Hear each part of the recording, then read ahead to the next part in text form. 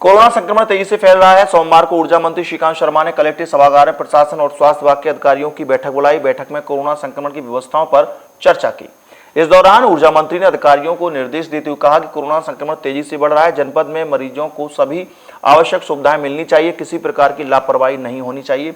बैठक के दौरान ऊर्जा मंत्री ने कहा कि जनपद में पर्याप्त संसाधन हैं। संक्रमण को देखते हुए और भी बेहतर व्यवस्थाएं की जा रही हैं। लोगों से अपील की जा रही है कि लोग सावधानी बरतें, बेवजह बाहर ना निकलें, मास्क लगाकर रहें ताकि कोरोना संक्रमण जैसी बीमारी से बचा जा सके। बैठक के दौरान जिलाधिकारी Navneet Singh Chahal, CMO doctor Rachna Gupta, joint director Agra R K. Gupta, Rajeev Gupta, Bhudev Singh आदि उपस्थित रहे। आपके साथ बैठक की है, क्या दिशा निर्देश दिए? सफाई, दवाई और कड़ाई का सब लोग अनुपालन करें। जहाँ तक सफाई और दवाई की बात है, ये प्रशासन उपलब्ध करा रहा है।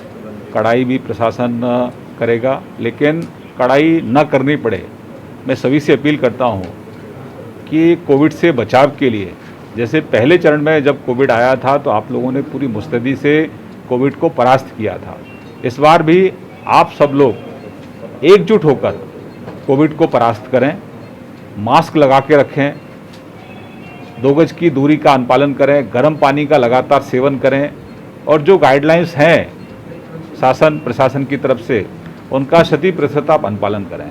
कोविड को परास्त करेंगे। मथुरा में बेड की कोई दिक्कत नहीं है।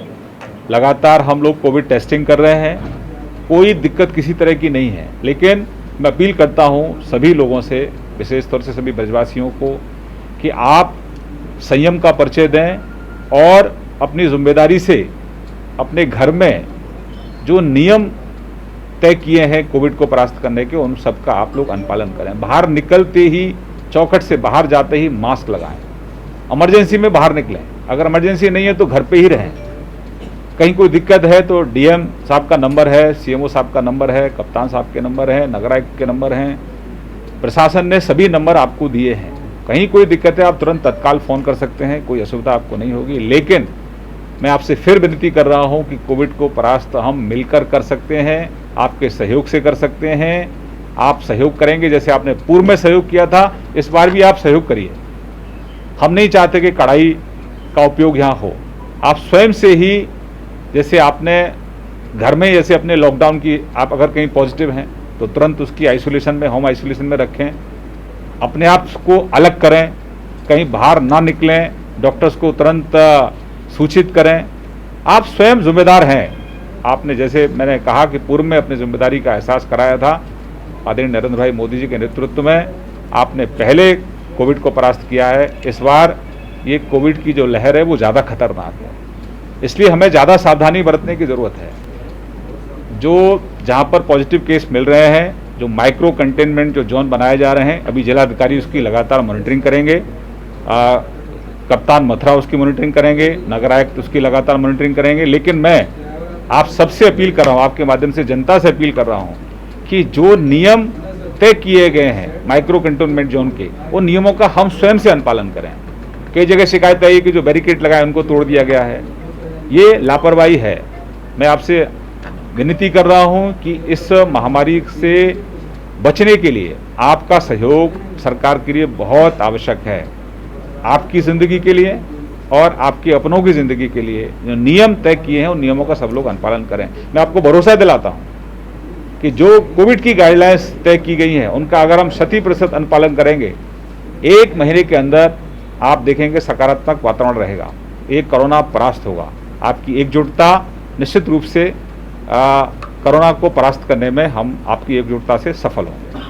बैठक में जिलाधिकारी नवनीत सिंह चहल और एसएसपी डॉक्टर गौरव ग्रोवर ने विभिन्न बिंदुओं पर प्रकाश डाला। आज माननीय मंत्री जी के साथ विस्तार में कोरोना पैंडेमिक को लेकर बैठक की गई, जिसमें विभिन्न जो बिंदु हैं उनके ऊपर चर्चा की गई। निष्कर्ष रूप से ये रहा कि अभी तक जो हमारे बेड्स हैं, ऑक्सीजन बेड्स जो हैं डिस्ट्रिक्ट में, उसके संबंध में माननीय मुख्यमंत्री जी द्वारा भी निर्देश दिए गए हैं। आज माननीय मंत्री जी द्वारा भी निर्देश दिए गए और ज़िला प्रशासन और स्वास्थ्य विभाग उस तरफ काम भी कर रहा है।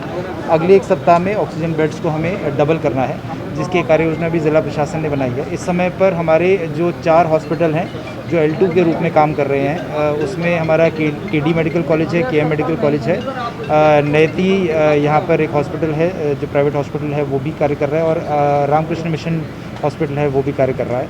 कुल मिला के 500 से अधिक हमारे ऑक्सीजन बेड्स यहाँ जनपद में हैं और इसको अगले एक सप्ताह के बाद तक 1000 ऑक्सीजन बेड्स के रूप में परिवर्तित ऐड कर लिया जाएगा, जिसमें हम सौशी या वृंदावन सहित अन्य जो अस्पताल हैं उन्हें कोविड अस्पतालों के रूप में चिन्हित करके और वहाँ पर हमारी ऑक्सीजन सप्लाई की जो कैपेसिटी है उसको इंक्रीज़ करेंगे। इसके अतिरिक्त हमारे जो डेली पॉजिटिव केसेस आ रहे हैं उनमें होम आइसोलेशन में भी जो मरीज़ जा रहे हैं उनसे भी लगातार ज़िला प्रशासन संपर्क कर रहा है, बात कर रहा है। जो हमारे हॉस्पिटल्स में पेशेंट्स एडमिट हैं उनके संबंध में भी चर्चा और जानकारी सभी हॉस्पिटल से भी दी जा रही है और पेशेंट से भी कॉल करके दी जा रही है। सभी हॉस्पिटल्स पर मजिस्ट्रेट्स तैनात हैं जो कि हॉस्पिटल प्रशासन के साथ लगातार संपर्क में हैं और किसी भी प्रकार के समस्या न आने दे ये चीज़ इंश्योर कर रहे हैं। ऑक्सीजन की अवेलेबिलिटी निर्बाध सभी हॉस्पिटल्स में रहे उसकी निगरानी ड्रग इंस्पेक्टर स्वयं कर रहे हैं और यहाँ हमारे जो 2 डिस्ट्रीब्यूटर्स हैं जो ऑक्सीजन की अवेलेबिलिटी इंश्योर करा रहे हैं उनसे लगातार संपर्क में हैं। सैनिटाइजेशन की मास स्केल पर कार्रवाई की जा रही है नगर निगम द्वारा और पंचायती राज विभाग द्वारा ग्रामीण क्षेत्रों में और सभी लोगों से आपके माध्यम से अनुरोध है कि इस पैंडेमिक के दौरान सोशल डिस्टेंसिंग का अनुपालन करें, सामाजिक दूरी का अनुपालन करें, मास्क को 100% पहने जब भी घर से बाहर निकलें और हाथों को लगातार धोते रहें और इस संक्रमण से अपने आप को और अपने परिवार को बचाएं। माननीय मंत्री जी की अध्यक्षता में जो हमारे जनपद मथुरा में कोविड की जो स्थिति है उसका पर्यवेक्षण किया गया है।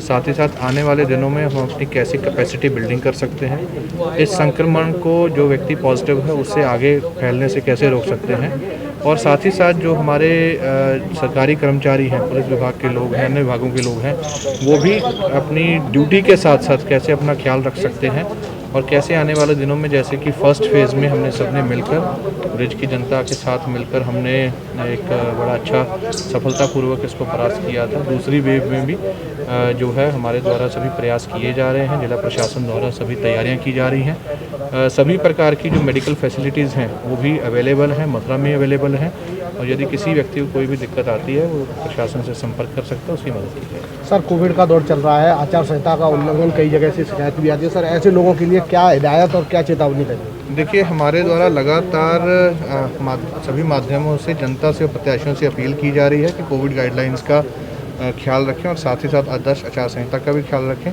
लेकिन जहाँ पर भी ऐसा उल्लंघन पाया जा रहा है वहाँ पर मुकदमा भी लिखा जा रहा है, ऐसे व्यक्तियों के ऊपर कार्रवाई भी की जा रही है और आने वाले दिनों में जो भी चुनाव की प्रक्रिया में गड़बड़ी फैलाएगा या अराजकता पैदा करने की कोई कोशिश करेगा उसके ऊपर चाहे गुंडा एक्ट हो, गैंगस्टर एक्ट हो और जरूरत पड़ने पर NSA के ऊपर भी कार्रवाई की जाएगी। ऐसे किसी भी अराजक तत्वों को, ऐसे किसी भी उपद्रवी को बख्शा नहीं जाएगा।